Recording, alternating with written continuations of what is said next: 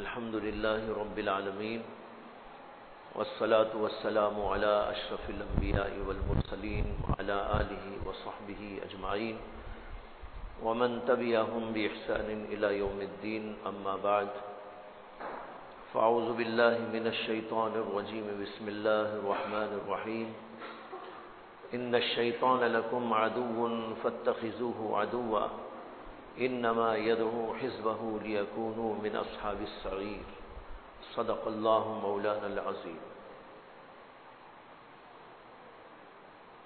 ایک آیت کریمہ آپ کے سامنے تلاوت کی گئی ہے جس کا ترجمہ یہ ہے کہ اللہ تعالیٰ نے ارشاد فرمایا بلا شبہ شیطان تمہارا دشمن ہے، لہذا تم بھی اس کو دشمن سمجھو، بس وہ تو اپنے گروہ کو اس لیے دعوت دیتا ہے تاکہ ان کو جہنمی بنا ڈالے، تاکہ وہ جہنم والے بن جائے۔ انما یدعو حزبہ لیکونوا من اصحاب السعیر، یہ آیت کریمہ ہے جو بہت قابل غور ہے۔ اس میں اللہ تعالیٰ نے تین باتیں ارشاد فرمائی۔ پہلی بات تو یہ فرمائی ہے کہ شیطان تمہارا دشمن ہے۔ دوسری بات یہ فرمائی کہ تم بھی شیطان کو دشمن سمجھو، اور تیسری بات یہ فرمائی کہ شیطان یہ چاہتا ہے کہ اس کی ماننے والے لوگوں کو جہنم رسید کر ڈالے، یعنی اس کا مقصد کیا ہے اس کو بھی بتایا گیا ہے۔ یہ تین باتیں ہیں جو اس آیت کریمہ میں اللہ تعالیٰ نے واضح الفاظ میں صاف الفاظ کے اندر بیان فرمائی۔ قرآن کریم کی مختلف آیات میں اس بات کا ذکر موجود ہے کہ شیطان تمہارا دشمن ہے، جیسے اس آیت کے اندر بھی ہے۔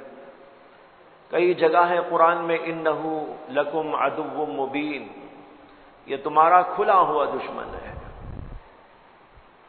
اور اس کی دشمنی کی ابتدا ہوئی تھی اسی وقت سے جب سے کہ اللہ تبارک و تعالی نے انسان کو پیدا کیا، اور انسان اول حضرت سیدنا آدم علیہ السلام کو اللہ تبارک و تعالی نے تخلیق فرمایا۔ حضرت آدم علیہ السلام کو بنانے کے بعد اللہ تبارک و تعالی نے ملائے اعلیٰ میں رہنے والے فرشتوں کو حکم دیا کہ جب میں اس کے اندر روح داخل کر دوں تو پھر تم سب کے سب اس کے سامنے سجدہ ریز ہو جاؤ۔ حضرت آدم علیہ السلام کے سامنے سب کو سجدہ کرنے کا حکم دیا گیا۔ یہ شیطان وہ بھی وہیں پر رہتا تھا فرشتوں کے ساتھ، اس لیے حکم ادھر بھی متوجہ تھا۔ جیسے فرشتوں کو حکم ہے اسی طریقے پر شیطان کو بھی حکم تھا کہ وہاں جو بھی موجود ہیں وہ سب کے سب آدم علیہ السلام کے سامنے سجدے میں پڑ جائے۔ سارے فرشتے سجدے میں چلے گئے، لیکن شیطان نے حضرت آدم علیہ السلام کے سامنے جھکنے سے انکار کر دیا۔ جب وہ جھکنے سے انکار کر دیا، اللہ تبارک و تعالی نے اس سے پوچھا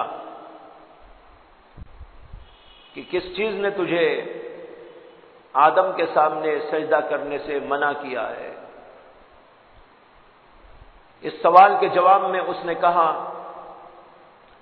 انا خیر منہ خلقتنی من نار وخلقتہ من طین، میں اس آدم سے بہتر ہوں اس لیے کہ مجھے تو آپ نے آگ سے بنایا ہے اور آدم کو مٹی سے بنایا ہے. وہ مٹی سے پیدا ہوئے ہیں اور میں آگ سے بنا ہوا ہوں. اس سے یہ معلوم ہوتا ہے کہ میرا مقام بڑا ہوا ہے. کیسے بڑا ہوا ہے وہ تو بتایا نہیں، جبکہ اللہ ہی نے آدم کو بھی پیدا کیا، اللہ ہی نے شیطان کو بھی پیدا کیا. دونوں اللہ کی قدرت ہی سے پیدا ہوئے. ایک کے بارے میں کہتا ہے کہ میں بڑا ہوں، دوسرے کے بارے میں کہتا ہے کہ وہ چھوٹے ہیں. اس کی کوئی دلیل اس کے پاس نہیں. شیطان نے قیاس کیا اور یہ قیاس ایک بدترین قیاس تھا اللہ کے حکم کے مقابلے میں. بہرحال شیطان نے کہا انا خیر منہ خلقتنی من نار وخلقتہ من طین. تو پھر اللہ تبارک و تعالی نے اس کو راندہ درگاہ قرار دیا اور حکم دیا کہ تو یہاں سے نکل جا. فاخرج منها انک من الصاغرین. اللہ نے اس کو ذلیل کر کے وہاں سے نکال ڈالا. جب اللہ کی طرف سے ذلت اور رسوائی کے ساتھ وہاں سے اس کو نکالا گیا تو وہیں سے وہ عداوت میں مبتلا ہو گیا حضرت آدم علیہ السلام کے بارے میں. اسی وقت اس نے اللہ تعالیٰ کے سامنے کھڑے ہو کر یہ کہا فَبِمَا أَغْوَيْتَنِي لَأَقْعُدَنَّ لَهُمْ صِرَاطَكَ الْمُسْتَقِيمَ. اے اللہ چونکہ آپ نے مجھ کو گمراہ قرار دیا ہے اس لیے میں ان انسانوں کے پاس ان کو بھٹکانے کے لیے صراط مستقیم پہ آ کے بیٹھوں گا. لَأَقْعُدَنَّ لَهُمْ صِرَاطَكَ الْمُسْتَقِيمَ. سیدھے راستے پر بیٹھ کر میں ان کو گمراہ کروں گا، یعنی سیدھے راستے سے ان کو بھٹکاؤں گا،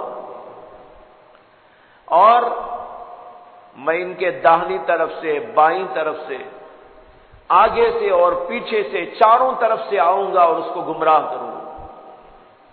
یہ اللہ کے سامنے کھڑے ہو کر اس نے کہا اور اپنی عداوت کا اور اپنے بغض کا اظہار کھلے الفاظ کے اندر اللہ کے سامنے کیا.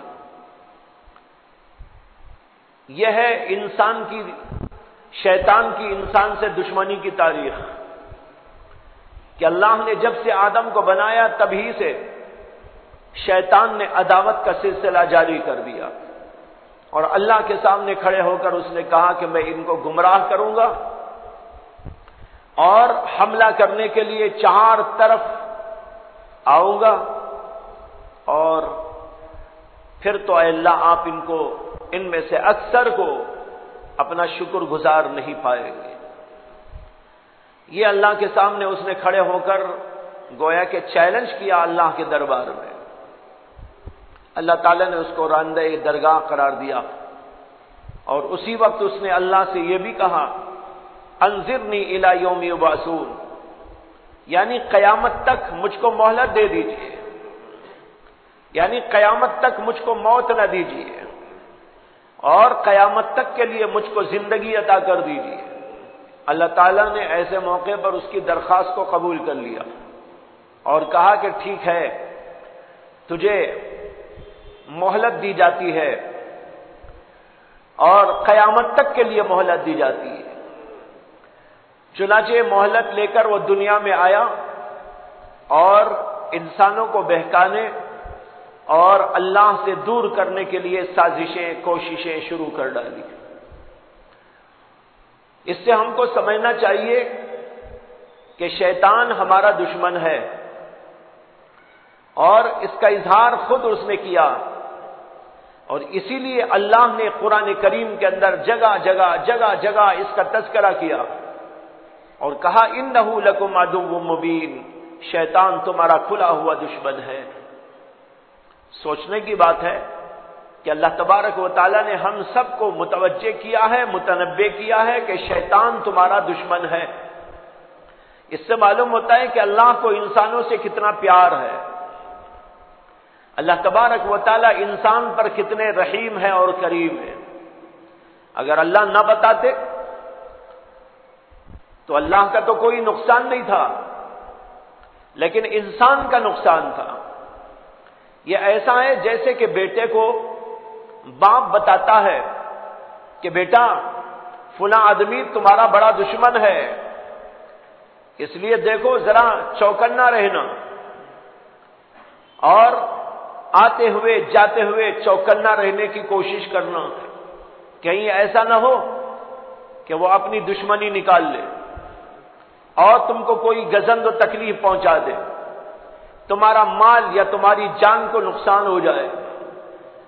بیٹا متوجہ ہو باپ کی اس بات پر، اور وہ باپ کو سمجھے کہ باپ میرا کتنا رحیم ہے، کریم ہے، شفیق ہے، مہربان ہے، اور میرے ساتھ باپ کو کتنی ہمدردی ہے کہ اس نے بتا دیا کہ یہ تمہارا دشمن ہے۔ یہ سمجھ کر اگر وہ چوکنا رہے گا، بچے گا اور بچنے میں کامیاب بھی ہو جائے گا، لیکن اگر اس نے باپ کے قول کی پرواہ نہ کی اور یہ سمجھا بس ویسے ہی بات ہے، اور جس سے باپ نے کہا تھا یہ تمہارا دشمن، اسی سے دوستی گانٹنے لگا، اس کے ساتھ میل جول اختیار کر لیا، جو وہ کہتا ہے وہ کرنا شروع کر ڈالا، تو ظاہر بات ہے وہ دشمن تھا۔ دشمن کبھی نہ کبھی دشمنی نکالنے پہ اتر آئے گا۔ اسی طریقے پر ہم کو اور آپ کو سمجھنا ہے کہ اللہ تبارک و تعالیٰ نے ہمیں اور آپ کو اگر یہ کہا ہے اِنَّهُ لَكُمْ عَدُوٌّ مُبِينٌ، یہ شیطان تمہارا کھلا ہوا دشمن ہے، اور ایک جگہ نہیں، قرآن میں کئی جگہ موجود ہے یہ بات۔ ایک بات دہرائی جاتی ہے اس وقت میں جب اس کی اہمیت ہو، اگر اہمیت نہیں ہے تو دہرائی نہیں جاتی، بار بار کہنا، بار بار کہنا، بار بار متوجہ کرنا، متنبہ کرنا، یہ اسی لیے ہوتا ہے کہ بڑی اہم ترین بات ہوتی ہے۔ اللہ تعالیٰ نے کتنا اہم سمجھا ہوگا کہ ہمیں بار بار متوجہ کر دیا، اور قرآن کے اندر متوجہ کیا، اپنے ایسے پاکیزہ کلام کے اندر متوجہ کیا کہ دیکھو شیطان تمہارا دشمن ہے، شیطان تمہارا دشمن ہے، کھلا ہوا دشمن ہے۔ اس آیت کے اندر بھی یہی مضمون ہے، ان الشیطان لکم عدو، بلا شبہ شیطان تمہارا دشمن ہے۔ عربی قواعد کے اعتبار سے اس پر غور کریں تو اس میں تاکید در تاکید موجود ہے۔ اللہ نے کہا ان الشیطان، ان کے معنی ہے بلا شبہ، اس میں کوئی شک نہیں۔ یہ وہاں پر استعمال کیا جاتا ہے جہاں بڑی پکی بات کہنی ہو، پکی بات اللہ کہہ رہے ہیں ان الشیطان بلا شبہ، اس میں کوئی شک نہ کرو۔ کس میں شک نہ کرو؟ ان الشیطان لکم عدو مبین، کہ شیطان تمہارا کھلا ہوا دشمن ہے۔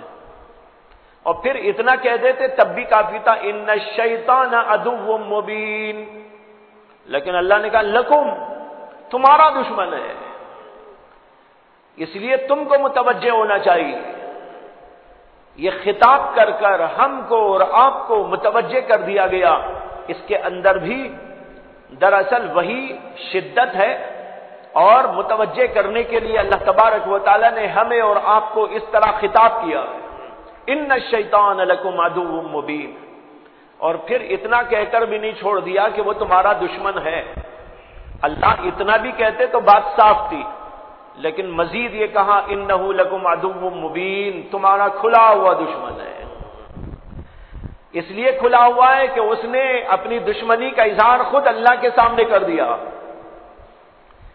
اور اللہ کے سامنے کھڑے ہو کر چیلنج کیا، ثم لآتینہم من بین ایدیہم ومن خلفہم وعن ایمانہم وعن شمائلہم،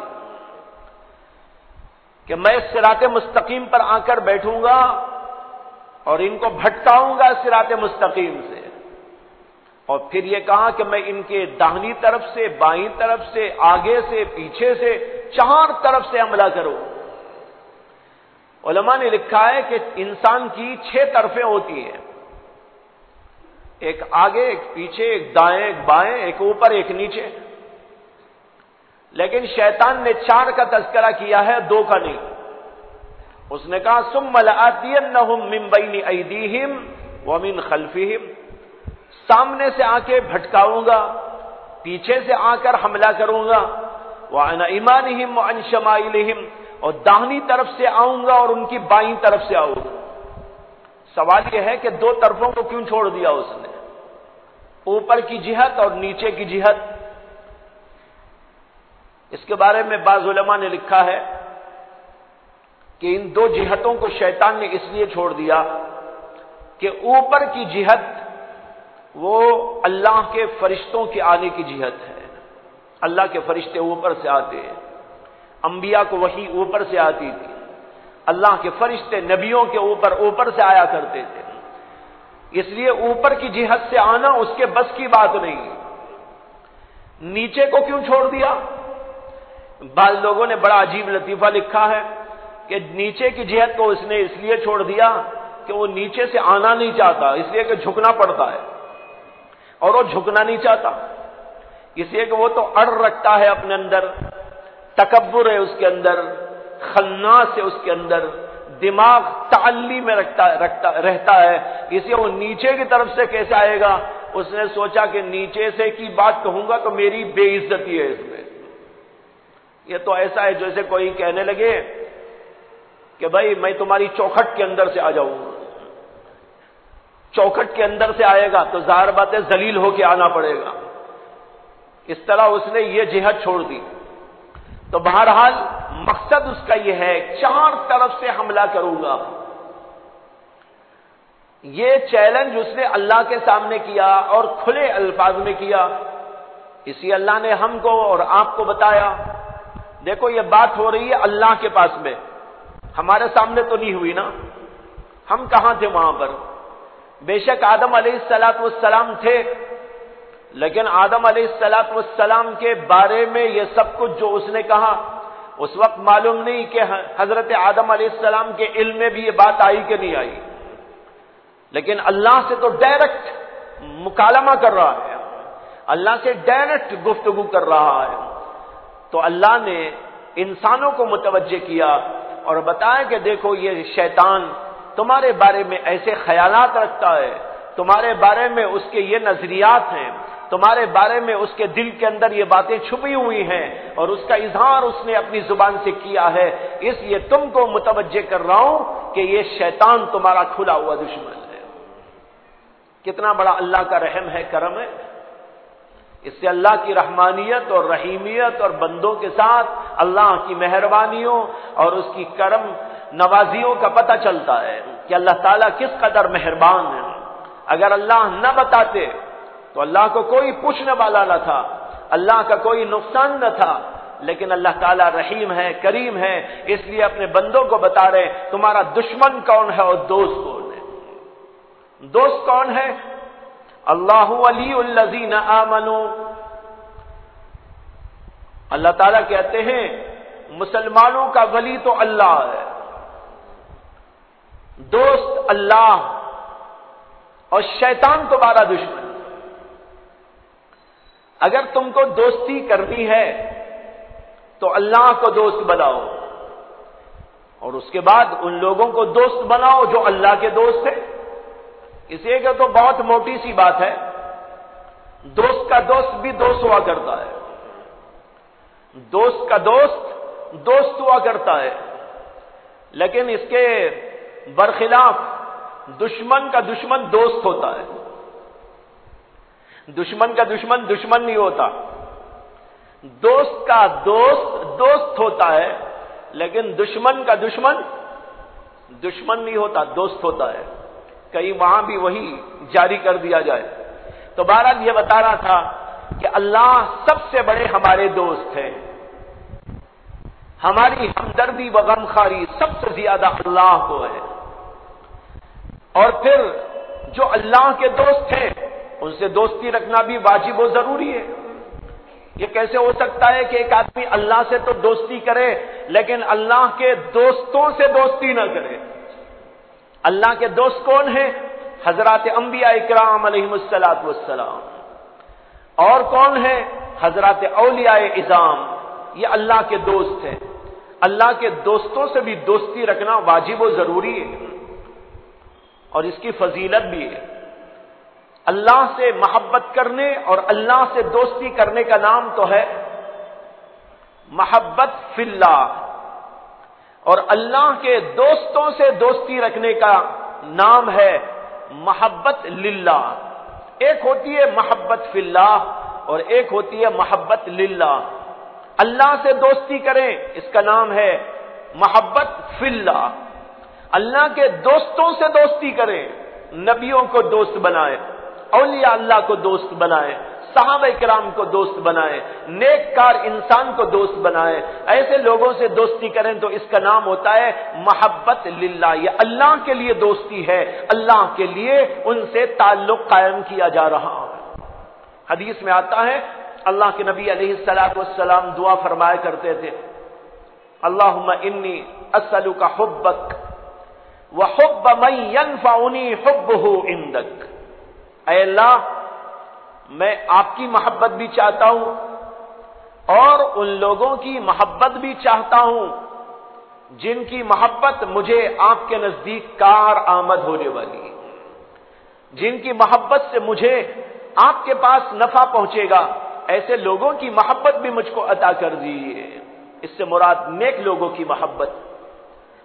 تو ہمیں تو اپنا دوست اللہ کو بنانا ہے، شیطان کو اپنا دشمن سمجھنا ہے۔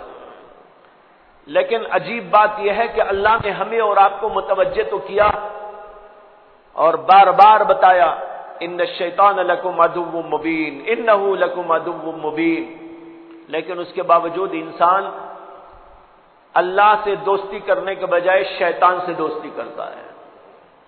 کتنا بڑا بے وقوف! اس سے بڑا بے وقوف کون ہو سکتا ہے کہ اللہ کی جیسی ہستی ہمیں اور آپ کو بتائے کہ تمہارا دشمن یہ ہے اور میں تمہارا دوست ہوں، اس لیے میرے سے دوستی کرو، میری بات تسلیم کرو، میری باتوں کی اطاعت کرو، میرے احکام پر چلا کرو، میں تم کو جنت پہنچانے والا ہوں، میں تمہارے ساتھ ہمدردی و غمخواری کرنے والا ہوں، میں تمہاری رعایت کرنے والا ہوں، میں تمہارا ہر کام بنانے والا ہوں، تمہاری ہر بگڑی کو بنانے والا ہوں۔ اور شیطان تمہارا بہت بڑا دشمن ہے، سخت ترین دشمن ہے، بدترین دشمن ہے۔ اس کی دشمنی کو سمجھو اور اس کو دشمن ہی سمجھ کے رکھو، اس لیے کہ وہ تمہارے ساتھ میں بدترین سلوک کرتا ہے۔ یہ سب باتیں کہہ دی گئی، لیکن انسان دنیا میں آ کر جو کرتا ہے وہ یہ ہے کہ شیطان سے دوستی کرتا ہے، اللہ سے دور ہو جاتا ہے۔ عمومی صورتحال دنیا والوں کی یہی ہے۔ جتنے کافر ہیں وہ تو یہی صورتحال سے گزر رہے ہیں۔ کیا شک ہے اس میں کہ جتنے کافر ہیں وہ سب کے سب شیطان کو دوست بنائے ہوئے ہیں اور اللہ کو دشمن بنائے ہوئے ہیں۔ اللہ کو اپنا دشمن سمجھتے ہیں اور شیطان کو اپنا پکا ساتھی و دوست سمجھتے ہیں۔ لیکن کافروں کے علاوہ مسلمانوں کا جو طبقہ ہے اس کے اندر بھی ایسا لگتا ہے کہ 80% بلکہ 90% لوگ ایسے ہیں جو شیطان سے دوستی کرتے ہیں، اللہ سے دوستی نہیں کرتے، جبکہ ان کو بتا دیا گیا ہے۔ اس سے معلوم ہوتا ہے کہ انہوں نے نہ اللہ کو اپنا ہمدرد سمجھا، نہ اپنے لیے رحیم اور کریم سمجھا، نہ شیطان کو انہوں نے اپنا دشمن سمجھا، شیطان سے دوستی کر لی۔ اگر شیطان کو دشمن سمجھتے تو اس سے دوستی کیوں کرتے؟ یہ انسان کی بے وقوفی کا ایک بہت بڑا نمونہ ہے جو ہر جگہ آپ کو دیکھنے میں آتا ہے۔ اب میں یہ سمجھانا چاہتا ہوں کہ شیطان جب ہمارا دشمن ہے تو شیطان ہمارے سے چاہتا کیا ہے، کیا کرتا ہے وہ؟ قرآن کریم کے اندر جگہ جگہ اس کا بھی تذکرہ موجود ہے۔ جو آیت ابھی آپ کے سامنے میں نے پڑھی اس کے اندر بھی تیسرے جملے میں یہ بات واضح طور پر موجود ہے۔ اللہ تعالیٰ نے کہا انما یدعو حزبہ لیکونوا من اصحاب السعیر، شیطان اپنے گروہ کو دعوت دیتا ہے، یعنی اپنی طرف بلاتا ہے۔ کیوں بلاتا ہے؟ کہتے لیکونوا من اصحاب السعیر، تاکہ وہ جہنم والوں میں سے ہو جائیں، ان کو جہنمی بنانا چاہتا ہے، اپنے ساتھ جہنم میں لے جانا چاہتا ہے، اس لیے کہ اس نے یہ تو سمجھ لیا کہ میں تو جہنم میں جانے ہی والا ہوں، اس لیے کہ جب مردود ہو گیا اللہ نے اس کو جہنمی قرار دے دیا اور مردود قرار دے دیا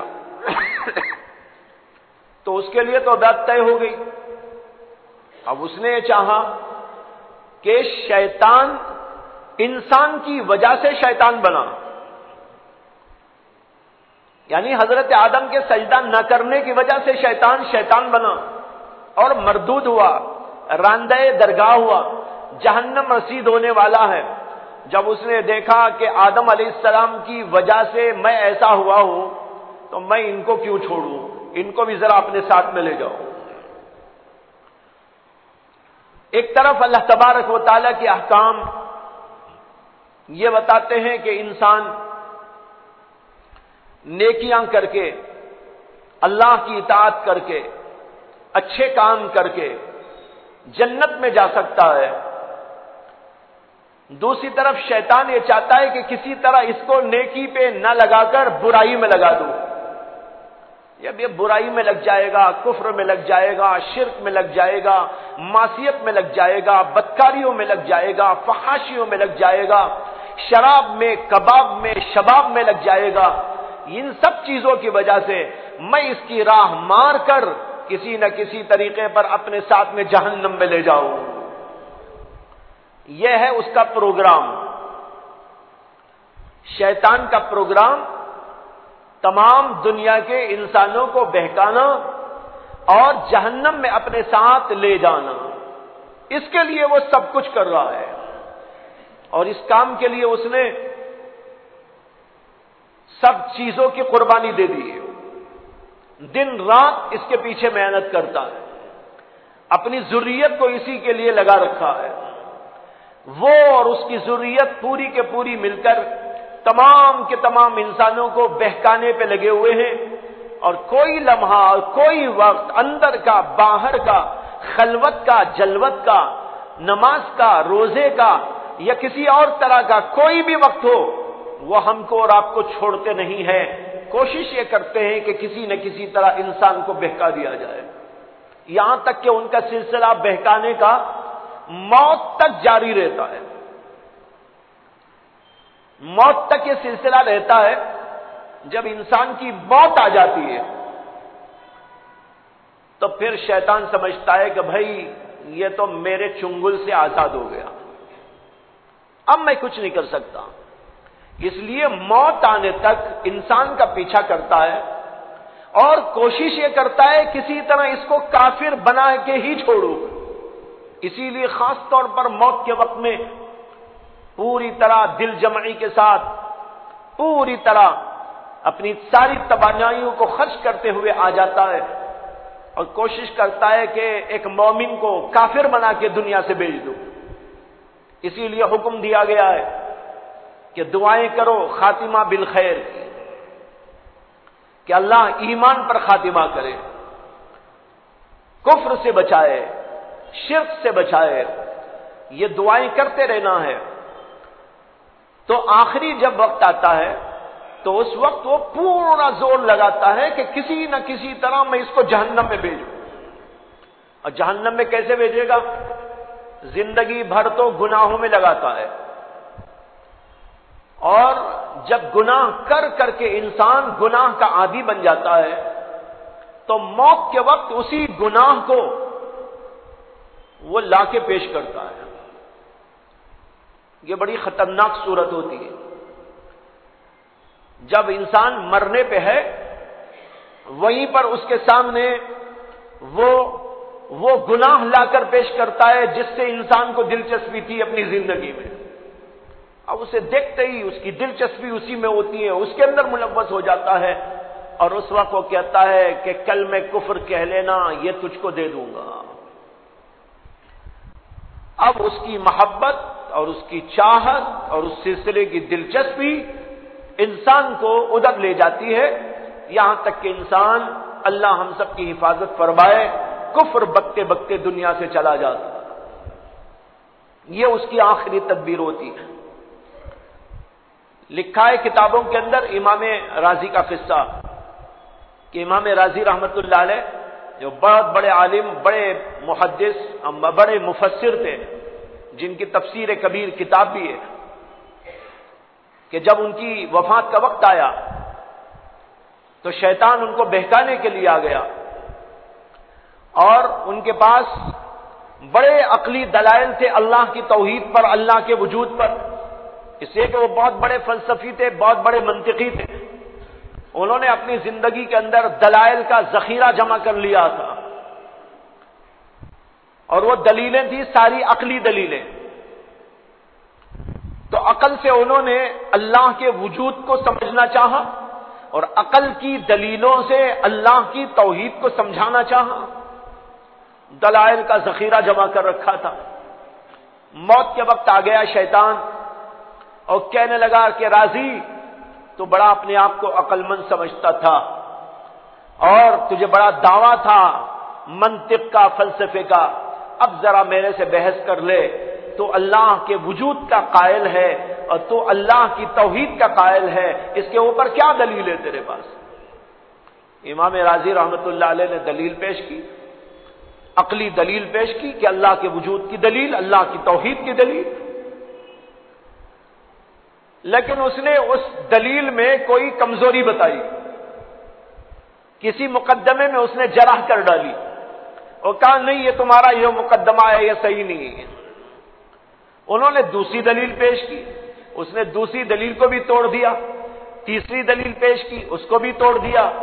اب یہ دلیلوں پر دلیل، دلیلوں پر دلیل دیتے چلے جا رہے، اور وہ ہر دلیل میں کوئی نقص و عیب نکال دیتا ہے اور کہتا ہے نہیں اس دلیل میں دیکھو یہ مقدمہ غلط ہے، اس مقدمے کے اندر فلاں بات غلط ہے، اس طریقے پر دلیلوں کو توڑتا چلا گیا، یہاں تک کہ ان کی 99 دلیلیں ختم ہو گئی۔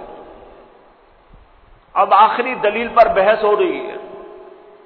اللہ تبارک و تعالی نے اس واقعے کی اطلاع اپنی قدرت قاہرہ سے ان کے ایک شیخ کو کر دی۔ ان کے شیخ بیٹھ کر وضو کر رہے تھے، جن کا نام تھا نجم الدین الکبریٰ، اپنے زمانے کے بہت بڑے صوفی اور شیخ اور بزرگ۔ تو حضرت نجم الدین کبریٰ رحمت اللہ علیہ وضو کرتے بیٹھے تھے، امام رازی کے وہ شیخ تھے۔ کسی زمانے میں امام رازی رحمت اللہ علیہ ان کی خدمت میں جا کر ان سے بیعت ہو گئے۔ انہوں نے کہا کہ تم ذکر اذکار کرنا شروع کرو، کچھ وظائف بتائے، ذکر اذکار بتا دیے۔ امام رازی رحمت اللہ علیہ روزانہ اٹھتے تھے اور ذکر اذکار کرتے تھے۔ ذکر کرتے تو ان کو ایسا معلوم ہوتا کہ ان کے سینے سے ان کے سینے میں گویا کہ آگ لگی ہے اور ان کے منہ سے دھواں نکل رہا ہے، محسوس ایسا ہوتا، دھواں دھواں دھواں نکل کے جا رہا ہے۔ امام رازی رحمت اللہ علیہ پریشان ہو گئے۔ انہوں نے کہا بھائی یہ کیا بات ہے کہ ذکر کرتا ہوں تو دھواں نکلتا ہے، آج تک ایسا کبھی نہیں ہوا۔ وہ اپنے شیخ کی خدمت میں پہنچے، حضرت نجم الدین کبریٰ کے پاس، اور جا کر کہا کہ حضرت آپ نے ذکر وظائف بتائے، میں ذکر کرتا ہوں، اور جب ذکر کرتا ہوں تو میں محسوس یہ کرتا ہوں کہ میرے دل اندر سے ایک آگ سی ہو رہی ہے اور منہ سے دھواں نکل رہا ہے۔ انہوں نے کہا کوئی پرواہ نہیں، اس سے آپ کو کوئی نقصان نہیں ہوگا، آپ ذکر کرتے چلے جائیں۔ انہوں نے کہا حضرت یہ دھواں کاہے کا ہے، کیوں نکل رہا ہے؟ انہوں نے کہا وہ آپ نے اپنے دل دماغ میں جو فلسفہ منطق بھر رکھا ہے، اللہ کا ذکر اسے جلا رہا ہے. اللہ کا ذکر ان چیزوں کو جلا رہا ہے.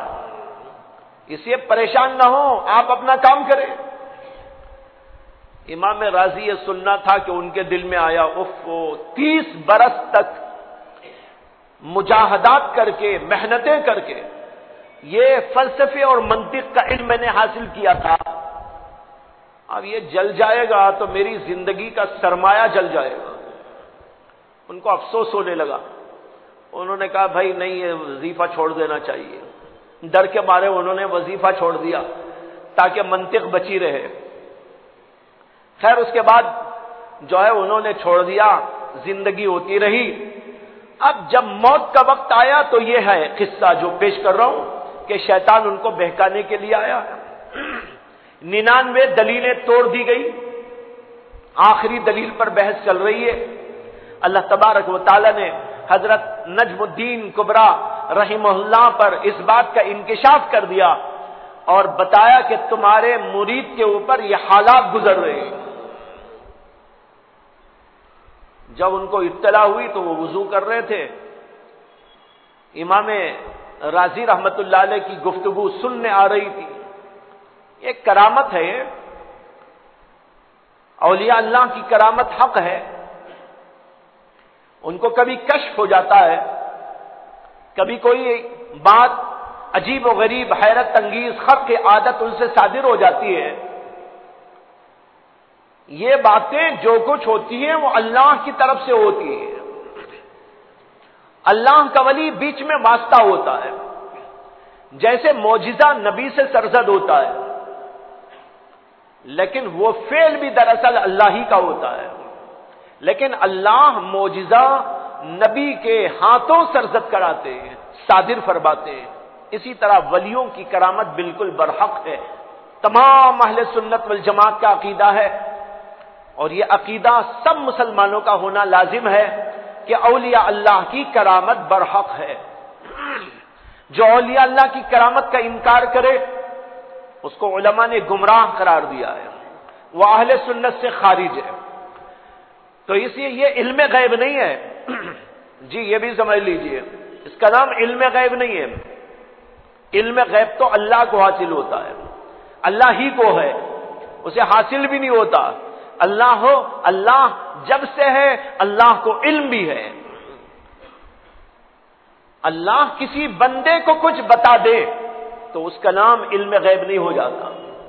تو بہرحال نجم الدین کبریٰ کو اللہ نے بتایا، ان کی آواز ان کے کانوں میں پڑ رہی تھی، شیطان کی آواز بھی پڑ رہی. شیطان ان کی دلیل کو توڑ رہا ہے اور یہ دلیل دیتے جا رہے ہیں. حضرت امام نجم الدین کبریٰ نے یہیں سے بیٹھے بیٹھے پانی کا لوٹا ادھر پھینکتے ہوئے کہا، ارے راضی، یہ کیوں نہیں کہہ دیتے کہ میں بلا دلیل اللہ کو ایک مانتا ہوں. بس ان کی زبان سے بھی یہی نکلا کہ میں بے دلیل اللہ کو ایک مانتا ہوں. یہ کہنا تھا، روح قبض ہو گئی. اگر خدا نہ خواستہ جو ہے اللہ کی یہ مدد نہ ہوتی بر وقت تو معلوم نہیں کیا نتیجہ نکلتا. تو دیکھیے شیطان اس طرح آخری صورتحال میں، انسان کے آخری وقت میں آ کر بڑی کوشش کرتا ہے کہ کسی نہ کسی طرح میں ان کو گمراہ کر دوں. اس واقعے میں جو یہ آتا ہے کہ ان بزرگ نے کہا کہ اے راضی، تم یہ کیوں نہیں کہہ دیتے کہ میں بے دلیل اللہ کو ایک مانتا ہوں.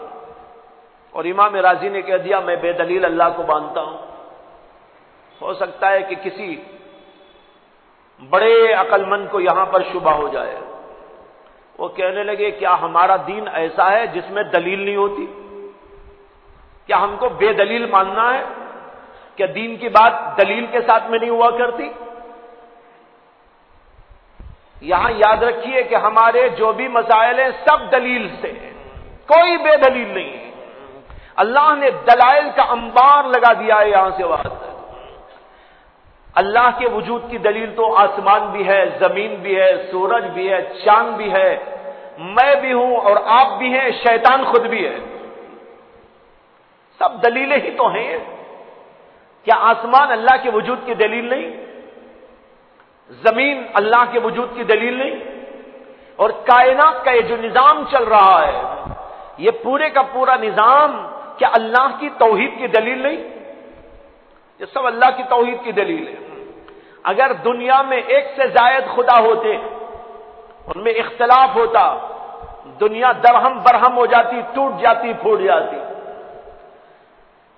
اس لیے کہ دو خدا ہوتے تو ایک خدا کہتا کہ میں سورج کو 6 بجے نکالوں گا، دوسرا کہتا نہیں میں تو 7 بجے نکالوں گا۔ اب دونوں میں اختلاف، اب کوئی 6 بجے نکالنا چاہتا ہے اور کوئی خدا 7 بجے نکالنا چاہتا ہے، کیا ہوگا بھائی؟ ظاہر بات ہے ان میں سے ایک کامیاب ہوگا، ایک کامیاب ہو جائے گا اپنی قوت و طاقت سے اور دوسرے کو ہرا دے گا۔ جو دوسرا ہار جائے گا وہ خدا کیسے ہو سکتا ہے؟ تو جو کامیاب ہو گیا وہی ایک خدا رہا۔ تو دو خدا کا تصور آپ کر ہی نہیں سکتے۔ اس کائنات کے چلانے کا یہ جو نظام ہے وہ ایک ہی خدا چلا سکتا ہے۔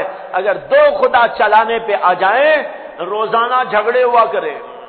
ارے بھائی، ایک مدرسے کے 2 محتمم نہیں ہو سکتے، ایک کالج کے 2 پرنسپل نہیں ہو سکتے، ایک مسجد کے 2 صدر نہیں ہو سکتے، ایک ملک کے جو 2 بادشاہ نہیں ہو سکتے۔ آپ بتائیے کہ ایک ملک کے 2 بادشاہ ہوں، کیا وہ ملک چل سکتا ہے؟ نہیں چل سکتا۔ ایک جگہ کے 2، ایک ہی ادارے کے 2 ذمہ دار ہوں، ظاہر بات ہے ادارہ نہیں چل سکتا۔ تو آپ سوچ لیجئے کہ اتنی بڑی کائنات اگر 2 خدا، 4 خدا، 5 خدا، 10 خدا ہوتے تو کہاں سے چل سکتی؟ یہ تو اسی وقت میں درہم برہم ہو جاتا۔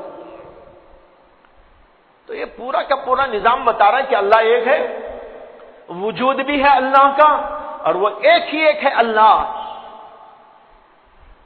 اگر چند خدا ہوتے تو بھئی سورج ایک ہی کیوں ہوتا؟ وہ کہتا تو نے ایک سورج بنایا، میں اور ایک بناتا ہوں، تو نے ایک چاند بنایا ہے، میں اور ایک بناتا ہوں۔ دیکھیے اللہ تبارک و تعالیٰ نے ایک چاند بنایا، ایک سورج بنایا، چل رہے۔ اور پھر آپ ایک بات پر غور کریں، دنیا کا پورا نظام، یہ دیکھیے انسان، سب جگہ کے انسان، پورا سسٹم انسانوں کا ایک ہے۔ اگر کئی خدا ہوتے، الگ الگ علاقوں کے الگ الگ خدا ہوتے، تو یہاں کے انسان الگ قسم کے ہوتے، وہاں کے الگ ہوتے۔ وہاں کا خدا کہتا اس خدا نے ایسا انسان بنایا ہے نا، میں جو انسان بناؤں گا وہ دوسرے ڈیزائن کا بناؤں گا، وہ نیچے سے کھائے گا، اوپر سے ہگے گا۔ مثالن عرض کر رہا ہوں، وہ کہتا کہ میں ایسا بناؤں گا انسان، اور اس نے جو بنایا ہے وہ 2 ٹانگوں سے چلنے والا انسان بنایا ہے، میں 3 ٹانگوں سے چلنے والا انسان پیدا کروں گا۔ پتہ نہیں کیا کیا ہوتا۔ تو دنیا جو ہے 2 خدا ہوتے تو کیسے چل سکتی؟ آپ دیکھ لیجیے، سب جگہ کے انسان ایک طرح کے، درخت ایک طرح کے، ان کا سسٹم ایک طرح کا، جانوروں کا سسٹم ایک طرح کا، اندر کا پورا باڈی کا نظام ایک طرح کا۔ یہ سب بتا رہا ہے کہ ایک خدا ہے، اس نے سب کے اندر توحید کو جاری کر دیا ہے۔ پورا نظام کائنات کا توحید کے اوپر جاری ہے۔ یہ سب واضح طور پر سمجھ میں آتا ہے۔ یہی امام راضی جن کا قصہ بیان کر رہا ہوں، ان کے قصوں میں یہ بھی لکھا ہے کہ ایک بار امام راضی رحمت اللہ علیہ کہیں جا رہے تھے، تو ایک گاؤں سے ان کا گزر ہوا، تو اس گاؤں میں ایک بوڑھی عورت چرخہ چلا رہی تھی اور دھاگا بنا رہی تھی۔ امام راضی کھڑے ہو گئے، سلام کیا اور اس سے کہا کہ اماں جی، تم ایک چرخہ چلا رہی ہو، یہ تو چلاؤ ٹھیک ہے، لیکن کیا اللہ کو بھی جانتی ہو؟ اس نے کہا الحمدللہ میں مومن ہوں، مسلمان ہوں۔ انہوں نے کہا کہ اچھا یہ بتاؤ اللہ کتنے ہیں؟ اس نے کہا اللہ ایک ہے۔ امام راضی کہنے لگے تو نے اللہ کے ایک ہونے کو کیسے پہچانا؟ یعنی کیا دلیل ہے تیرے پاس کہ اللہ ایک ہے؟ تو وہ عورت کہنے لگی کہ دیکھیے میں تو ایسا جانتی ہوں کہ جب چرخہ چلاتی ہوں ایک ہاتھ ادھر ہوتا ہے، ایک ہاتھ ادھر گھماتی رہتی ہوں، ادھر دھاگا کھینچتی رہتی ہوں، یہ ٹھیک نظام چلتا رہتا ہے۔ جب میں تنہائی سے چلاتی ہوں ایک ہاتھ ادھر جاری ہوتا ہے، ایک ہاتھ دھاگا کھینچنے میں لگا رہتا ہے، دھاگا بڑا صاف ستھرا اچھا نکلتا ہے۔ لیکن کبھی کبھی اگر ایسا ہو جاتا ہے کہ چرخہ چلانے ایک بیٹھ جائے اور میں دھاگا کھینچنے بیٹھ جاؤں تو پھر کام ٹھیک نہیں بنتا۔ یہ ذرا جلدی چلا دیتا ہے، میں دیر سے کھینچتی ہوں، دھاگا بیچ میں گل ہو جاتا ہے۔ اور کبھی ایسا ہوتا ہے کہ وہ دیر سے چلاتا، میں جلدی کھینچتی ہوں، دھاگا ٹوٹ جاتا ہے۔ اس سے مجھے سمجھ میں آیا کہ چرخہ چلانے والا ایک ہی چلائے تب دھاگا صحیح بنتا ہے، ورنہ صحیح نہیں بنتا۔ تو یہ کائنات کا نظام بھی ایک چلائے تو ٹھیک چلتا ہے، ورنہ ٹھیک نہیں چل سکتا۔ امام راضی رحمت اللہ علیہ دنگ رہ گئے۔ انہوں نے کہا بھائی ہم منطق اور فلسفہ کیا کیا پڑھ کے دلیلیں بنا رہے ہیں، اب دیکھو یہ مومن بندی اللہ کے سامنے جائے گی بغیر کسی منطق و فلسفے کے جنت میں چلی جائے گی۔ اسی لیے اسلام جو ہے نا وہ بڑا سادہ سا مذہب ہے۔ بعض لوگ اس سادے سے مذہب کو کبھی کہتے ہیں بھائی اس میں یہ داخل کرو، وہ داخل کرو، وہ علوم پڑھو، یہ علوم پڑھو، تب جا کر قرآن سمجھ میں آئے گا، حدیث سمجھ میں آئے گی، یہ ہوگا اور وہ ہوگا۔ یہ سب فالتو باتیں ہیں۔ دین کو سمجھنا بہت آسان ہے۔ دین سادہ سیدھا سا مذہب ہے، سادے سیدھے انداز کی دلیلیں ہیں۔ قرآن کریم کے اندر بھی اسی طرح کی اللہ نے دلیل توحید کی دے دی۔ یہ سارا بتا رہا ہے کہ سیدھا سادہ سا ہمارا نظام۔ کیوں؟ اس لیے کہ دین اسلام کے اندر بہت بڑے بڑے جلیل القدر لوگ، منطقی و فلسفی اور بڑے پڑھے لکھے وہ بھی ہوتے ہیں، اور معمولی درجے کے لوگ بھی ہوتے ہیں۔ اسلام آیا تو ایسا سادہ سیدھا کہ سب کو سمجھ میں آ جائے۔ تو بہرحال میں کہہ رہا تھا کہ یہ پورا نظام بتا رہا ہے کہ اللہ کی توحید قائم ہے، تو پھر کسی اور دلیل کی کیا ضرورت؟ ان بزرگ نے جو کہا امام راضی سے کہ راضی تم یہ کیوں نہیں کہہ دیتے کہ میں بے دلیل اللہ کو ایک مانتا ہوں، اس کا مطلب یہ نہیں کہ دلیل نہیں تھی، مطلب یہ کہ یہ جو منطقی دلیلیں میں پیش کر رہا ہوں ان دلیلوں کو چھوڑ کر میں اللہ کو ایک مانتا ہوں، میرے پاس تو قرآن و حدیث کی دلیلیں موجود ہیں، وہ میرے لیے کافی ہیں، اب مجھے ان منطق و فلسفے کی دلیلوں کی کوئی ضرورت نہیں ہے۔ یہ ہے اس کا مطلب۔ یہ مطلب نہیں ہے کہ اللہ کی توحید کی کوئی دلیل ہی موجود نہیں یا اللہ کے وجود کی کوئی دلیل موجود نہیں۔ تو میں عرض یہ کر رہا تھا کہ شیطان اپنا ہروا پوری زندگی لگاتا رہتا ہے، استعمال کرتا رہتا ہے، کس طرح گمراہ کروں، کس طرح گمراہ کروں، کس طرح گمراہ کروں، اسے ہر طرح گھیرنے کی کوشش کرتا رہتا ہے، یہاں تک کہ موت تک۔ جب موت آتی ہے، ایمان پہ موت آتی ہے، تب وہ سمجھتا ہے کہ یہ تو میرے چنگل سے آزاد ہو گیا۔ امام ابن الجوزی نے اپنی ایک کتاب کے اندر یہ لکھا ہے اور حدیث کا حوالہ دیا ہے، مجھے وہ حدیث ملی نہیں، لیکن وہ بہرحال بہت بڑے محدث تھے، ان کا کہنا بھی ہمارے لیے کافی ہے۔ انہوں نے لکھا ہے حدیث کے حوالے سے کہ شیطان کسی انسان کے مرنے کے وقت اپنے چیلوں سے کہتا ہے، اپنی ذریت سے کہتا ہے کہ اپنا پورا زور لگا دو اس کو گمراہ کرنے اور کافر بنانے کے لیے، اس لیے کہ موت آ گئی تو پھر یہ تمہارے چنگل سے آزاد ہو جائے۔ اور ایک بزرگ نے لکھا ہے جن کا نام ہے ابن ابی دنیا، جو بہت بڑے محدث تھے، ابن ابی دنیا ان کا نام ہے۔ انہوں نے اپنی ایک کتاب کے اندر یہ تحریر کیا ہے بعض مشائخ سے کہ انہوں نے کہا کہ شیطان کسی مومن کے ایمان پر خاتمہ ہو جانے پر اتنا روتا ہے، اتنا روتا ہے، اتنا روتا ہے کہ کسی قریبی رشتہ دار کے مرنے پر کوئی انسان اتنا نہیں روتا. کسی قریبی انسان کے مرنے پر انسان اتنا نہیں روتا جتنا کہ مومن کے ایمان پر خاتمے پر وہ روتا ہے. وہ کہتا ہے کہ میں تو ناکام ہو گیا بہکانے میں، یہ تو میرے چنگل سے آزاد ہو گیا، اس لیے بہت روتا ہے، بہت روتا ہے.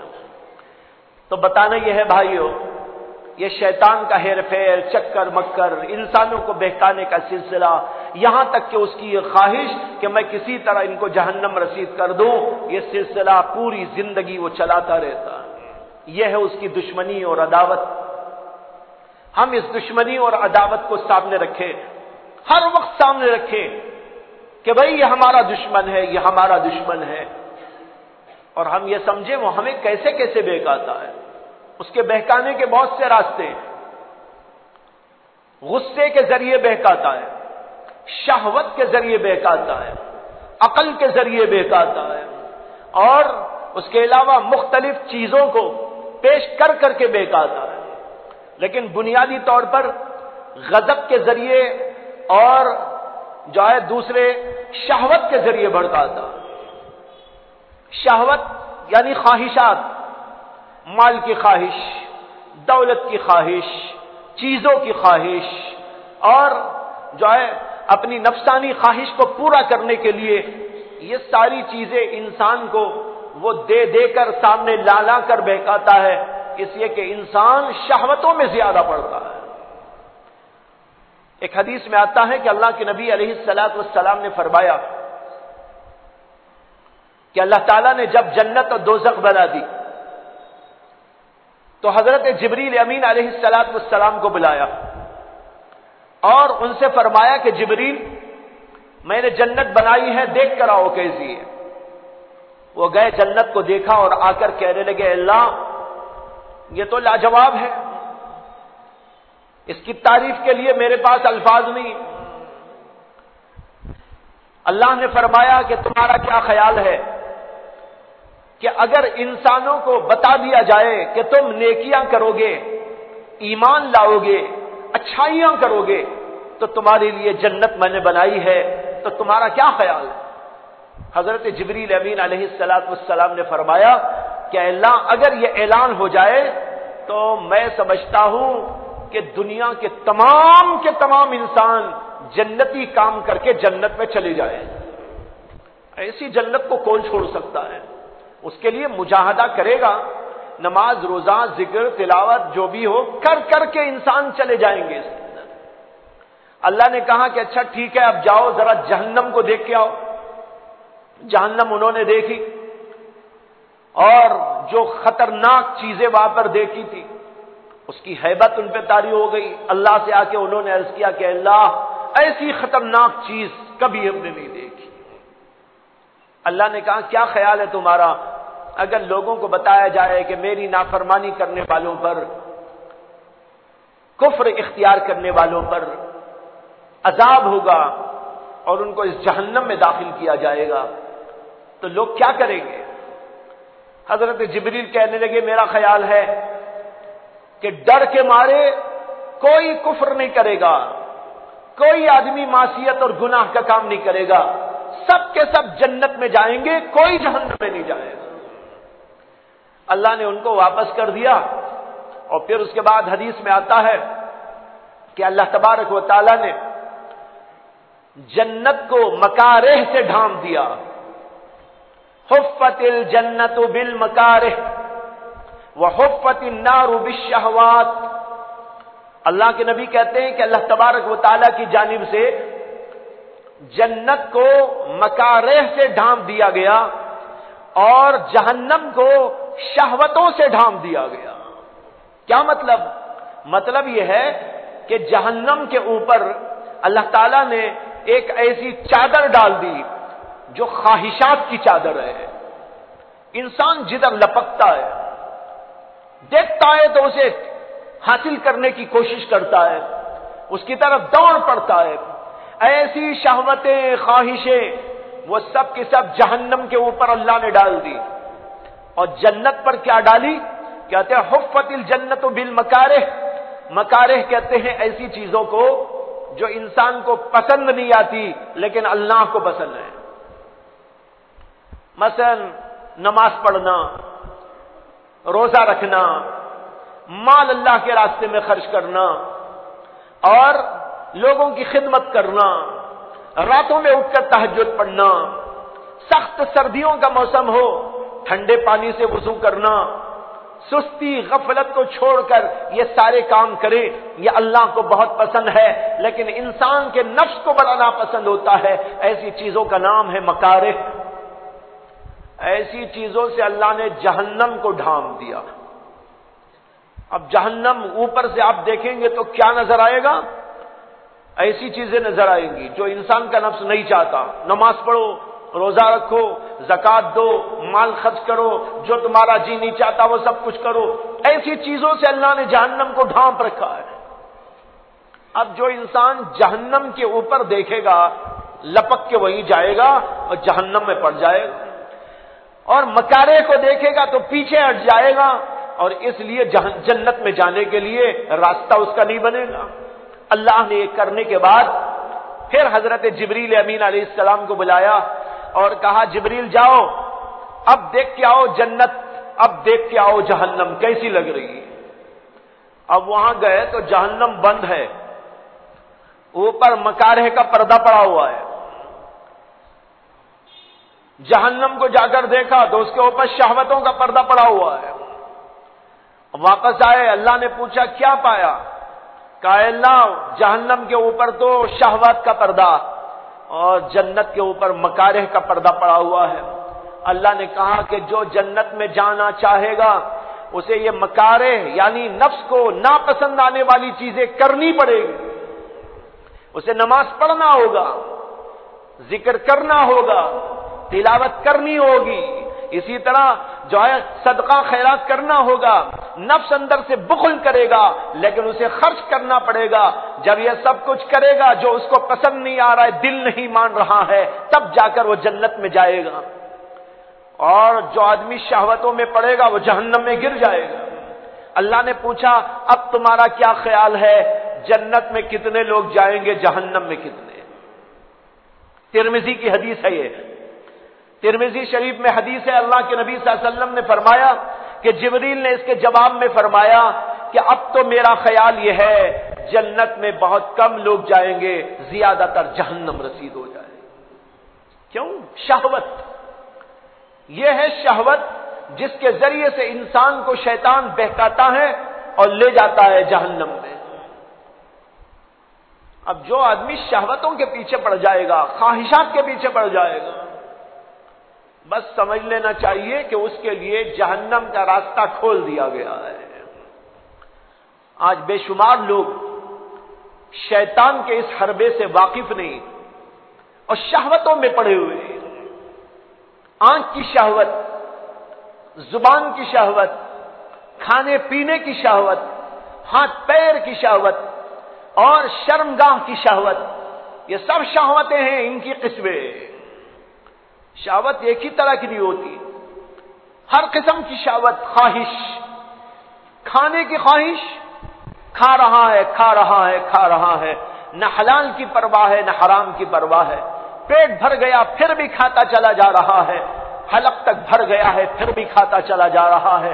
مال جمع کرنے کی خواہش پڑ گئی، مال جمع کرتا جا رہا ہے، جمع کرتا جا رہا ہے، اور اس خواہش کے اندر اتنا مبتلا ہو گیا کہ اس کی فکر ہی نہیں کہ حلال سے آ رہا ہے کہ حرام سے آ رہا ہے، اور یہ بھی نہیں دیکھ رہا ہے کہ میں اللہ کے راستے میں خرچ بھی کر رہا ہوں کہ نہیں کر رہا ہوں. بس بخل میں مبتلا ہو گیا، شہوت میں، خواہش میں مبتلا ہو گیا، مال جمع کرتا چلا جا رہا ہے.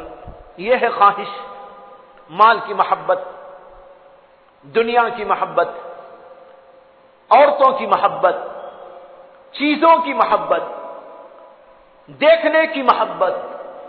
دیکھنے کا گناہ تو بہت ہوتا ہے.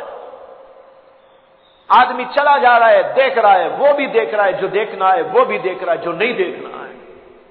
عورتوں کو دیکھ رہا ہے، غلط چیزوں کو دیکھ رہا ہے، حرام چیزوں کو دیکھ رہا ہے.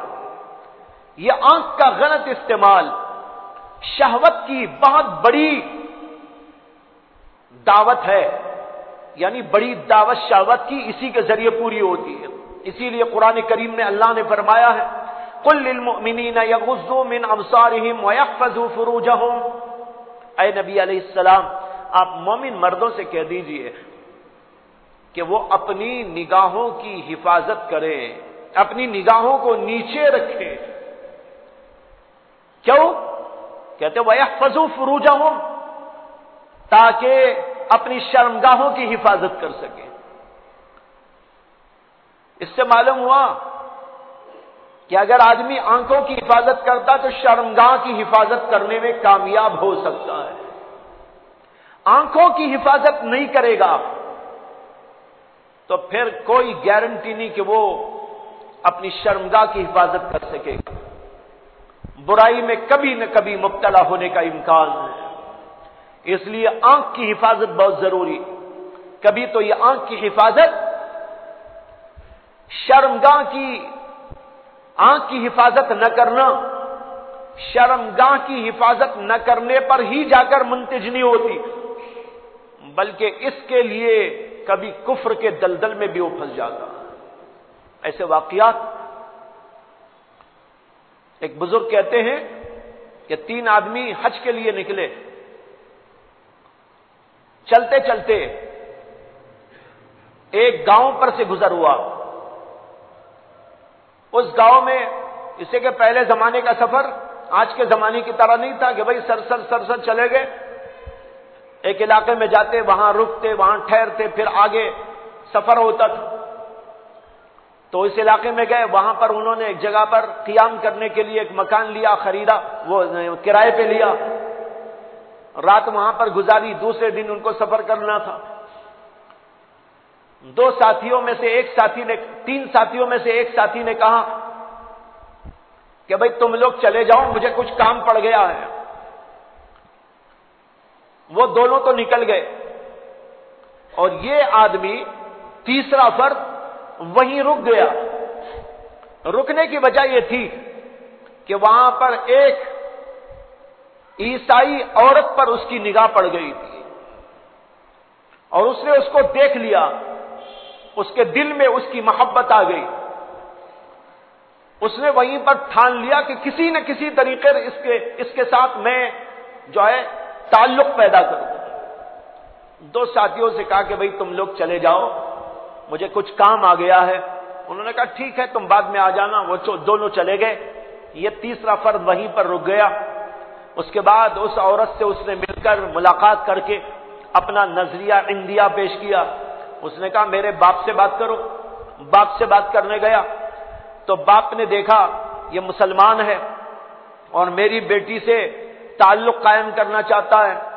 اس نے کہا کہ میری ایک شرط تو یہ ہے کہ سب سے پہلے تمہارے اسلام کو چھوڑ دو، تم اسلام چھوڑ دو تو میری بیٹی تم کو دے دوں گا، شادی کر دوں۔ اور دوسری میری شرط یہ ہے کہ میرے یہاں تمہیں رہنا ہوگا اور یہاں پر میرے خنزیر ہیں، ان کو چرانا تمہارے ذمہ ہوگا۔ اس نے دونوں شرطیں منظور کر لی، اسلام کو چھوڑ دیا، عیسائیت کو قبول کر لیا۔ اس کے بعد شادی ہو گئی، بکریاں وہ خنزیر چراتا تھا، کئی سال اسی طرح وہاں پر اس کو بیت گئے، بچے بھی ہو گئے۔ وہ 2 آدمی جو حج کے لیے چلے گئے تھے ساتھی اس کے، وہ لوگ حج کو گئے، حج کے بعد اپنے وطن پہنچ گئے۔ وہ اپنے وطن پہنچ کر معلوم کرتے ہیں کہ بھائی وہ آیا کیا ساتھی، تو وہاں بتایا گیا کہ نہیں۔ اب ان کو بھی تشویش ہوئی، ان کو بھی تشویشی، انتظار سال ہا سال گزر گئے۔ ارے کہاں چلا گیا، اس کے گھر والے بھی پریشان، یہ لوگ بھی سوچتے، لیکن کچھ سمجھ میں آیا نہیں۔ کئی سال کے بعد ان دونوں کے ذہنوں میں یہ آیا کہ ہم لوگوں نے جہاں اسے چھوڑا تھا کم از کم وہاں جا کے تلاش کریں، اسی گاؤں میں۔ چنانچہ دونوں پھر سفر کر کے اس گاؤں کی طرف گئے اور وہاں جا کر معلومات کیے، جہاں پر انہوں نے کرائے پہ گھر رہ کر رات گزاری تھی۔ آس پاس کے لوگوں سے پوچھا کہ اتنے سال پہلے ہم یہاں پر آئے تھے، اور ہمارا ایک ساتھی یہاں رہنے لگا تھا، اس کے بارے میں کچھ پتا ہے؟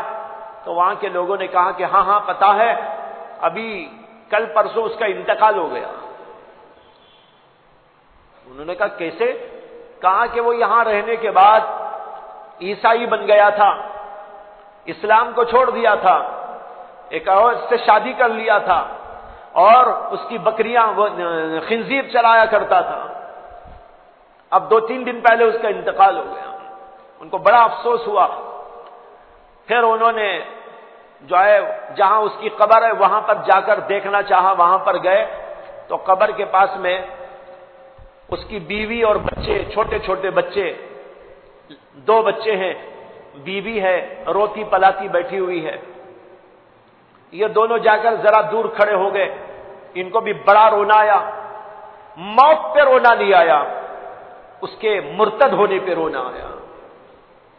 موت تو آئے گی انسان کو، لیکن موت آئی تو کتنی بری حالت کے اندر موت آئی۔ دیکھو شیطان نے کہاں سے کہاں پہنچا دیا۔ آنکھ کی غلطی نے، آنکھ کی خطا نے کفر کے دلدل میں اس کو پہنچا دیا۔ یہ لوگ روتے رہے۔ وہ عورت اٹھ کے آئی، پوچھنے لگی ارے تم کون لوگ ہو؟ اور یہ تو میرے شوہر کی جو ہے قبر ہے، تم لوگ رونے آ گئے، کون ہو تم لوگ؟ انہوں نے کہا ہم لوگ اس کے ساتھی ہیں، اور ہمارا قصہ یہ ہے، یہ ہمارا ساتھی تھا۔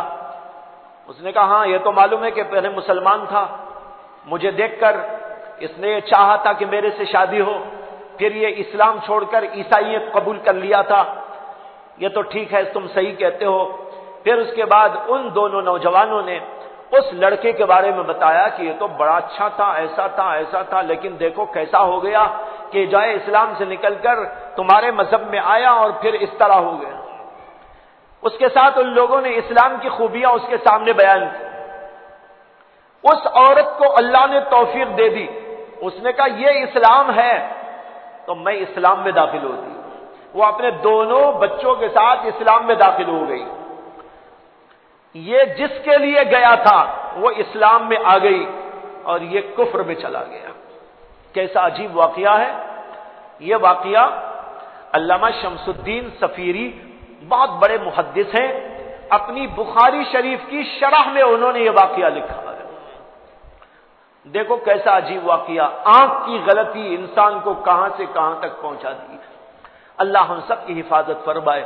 تو بھائی شہوت کے ذریعے انسان کو بہکاتا ہے شیطان، دوسرے غضب کے ذریعے، غصہ، طیش، یہ بھی بڑی خطرناک بیماری ہے۔ طیش آتا ہے تو سمجھو اس کے اندر شیطان گھس گیا ہے۔ حدیث میں مضمون موجود ہے، جب انسان کو طیش آ گیا ذرا اس کی آنکھیں دیکھیے کیا ہوتی ہے، لال ہو جاتی ہے۔ یہ لال پن کہاں سے آیا؟ حدیث میں آتا ہے کہ اللہ کے نبی صلی اللہ علیہ وسلم نے فرمایا شیطان آنکھ سے بنا ہوا ہے، اس لیے شیطانی اثر آنکھ لال ہو گئی اس کی۔ جب انسان کو غصہ آتا ہے لوگ کہتے ہیں بھائی لال پیلے ہو گئے، لال پیلے ہو گئے، لال ہو گئے۔ یہ لال کیوں؟ اس لیے کہ شیطان اس کے اندر گھس گیا اور اس کا لال پن وہاں ظاہر ہو رہا ہے۔ تو یہ 2 بڑے راستے ہیں۔ اس طریقے پر شیطان ہمیں اور آپ کو گمراہ کرنے کی کوشش کرتا ہے۔ اس لیے اللہ نے ہم کو اور آپ کو کیا بتایا ہے؟ فَاتَّخِذُوهُ عَدُوًّا، تم بھی شیطان کو اپنا دشمن سمجھو۔